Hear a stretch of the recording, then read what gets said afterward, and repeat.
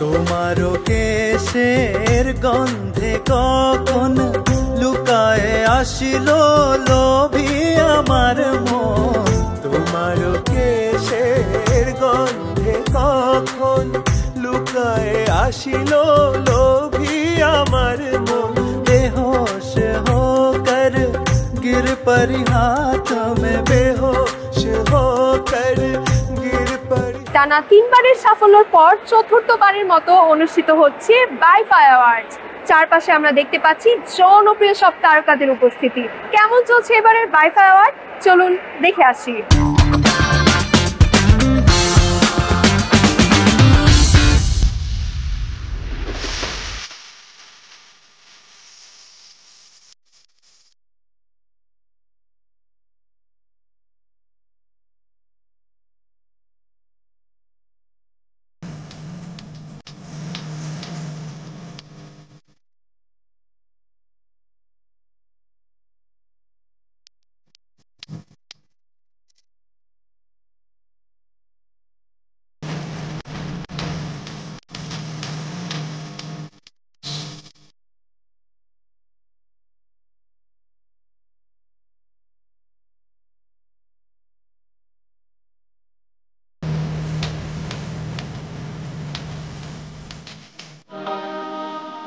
আমরা তো আসলে চেষ্টা করি একটা সুন্দর লুক নিয়ে যাব, ভালো পারফরমেন্স হবে, যারা অ্যাওয়ার্ড ডিজার্ভ করে তাদেরকে অ্যাওয়ার্ড দেওয়া হবে সেটা দেখবো।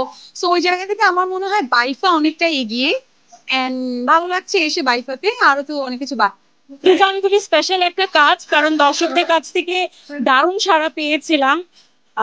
তো যখন অনেকদিন পর অ্যাওয়ার্ড পাই সেই কাজের জন্য তো আবার একটু নস্টালজিয়া কাজ করে, পুরোনো মানুষদের কথা মনে পড়ে, শুটিং এর স্মৃতিগুলো মনে পড়ে। তো ওভারঅল ভালো মনে। আমি অ্যাওয়ার্ডটি পেয়েছি আমার ছবি, যেটা এই রিসেন্টলি ভ্যালেন্টাইন্স ডে তে রিলিজ পেয়েছিল, জলে জলে তারা, অরুণ চৌধুরী পরিচালিত। খুব ভালো লাগছে কারণ ছবিটা ভালো ছিল এবং আমরা খুব কষ্ট করে কাজটা করেছি। আমাকে অনেক কষ্ট করতে হয়েছে। একটা সার্কাসে কাজ করি, এরকম একটা মেয়ের চরিত্রে। তো ভালো লাগছে, কষ্টের স্বীকৃতি পেলে তো ভালোই লাগে। ভীষণ ভালো লাগছে কারণ অনেকদিন পর আমি আবার অ্যাওয়ার্ডে আসলাম, সো অন্যরকম একটা ভালো লাগে কাজ করছে। আমি খুব এক্সাইটেড কারণ প্রত্যেকটা অ্যাওয়ার্ডে আসলে আমার মনে হয় একটা গেট টুগেদার, কারণ সবার সাথে আমাদের দেখা হয়। সো আমার কাছে খুব ভালো লাগে। বাইফা থেকে আমি অনারারি ডিরেক্টরশিপ পেয়েছি, তাদের সাথে যুক্ত হয়েছি। আর যেহেতু আমি বিজনেসও করি, তখন মনে হলো যে আসলে আমার সাইড থেকে যদি আমি এই সাংস্কৃতিক অঙ্গনের জন্য একটা কন্ট্রিবিউট করতে পারি তো ভালো লাগবে।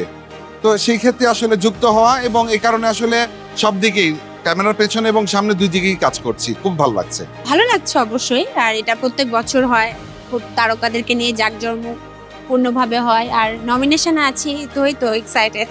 কোন গানটার জন্য আজকে নমিনেশন? আমি আমার এক জনমে হাজার মরণ টাইটেল একটা গান রয়েছে, এই গানটার জন্য আমি নমিনেশনে পেয়েছি। অদিতদার সুর ছিল এবং রাহুলের লেখা। আমি মেরিনা আক্তার, চেয়ারম্যান বাইফা অ্যাওয়ার্ডস। আমরা লাস্ট 3 বছর সাকসেসফুলি বাইফার প্রোগ্রাম করার পরে কিন্তু আমরা বাইফার চতুর্থ আসরে এসেছি। তো বাইফাকে নিয়ে আমাদের অনেক ভবিষ্যৎ পরিকল্পনা আছে। আমাদের আগামীতে পরিকল্পনা থাকবে আরও এই বাইফার পঞ্চম আসরটাকে, এখন তো চতুর্থ আসর চলতেছে, পঞ্চম আসরটাকে আরও উপরের দিকে উপরের লেভেল নিয়ে যাওয়া। এই অ্যাওয়ার্ড আমাকে আগামীতে আরও ভালো প্রোগ্রাম কন্ট্রিবিউট করা, প্রোগ্রাম বানানো বা প্রোগ্রামে উপস্থাপন বা পরিকল্পনা করার জন্য আমাকে অনেক বেশি অনুপ্রেরণা দেবে।